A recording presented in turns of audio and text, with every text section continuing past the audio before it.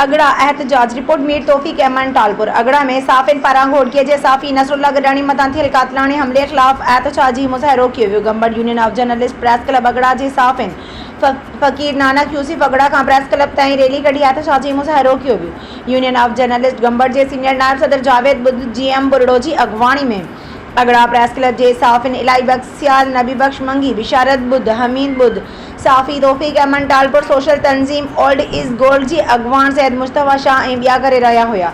हिन नारेबाज़ी कंदे चयो त शहीद साफ़ी जान मोहम्मद मेहर जा क़ातिल गिरफ़्तार थियनि ऐं अजय लालवाणी तोड़े अज़ीज़ मेमण जे क़ातिलनि खे सज़ा मिले हा त अॼु नसरुल्लाह गडानी ते हमलो न थिए हा।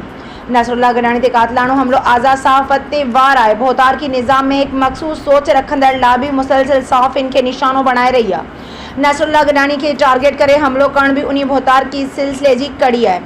हिननि चयो त हमले खे बि 2 ॾींहं गुज़री विया आहिनि पर अञा ताईं पुलिस जवाबदार गिरफ़्तार न करे सघी आहे।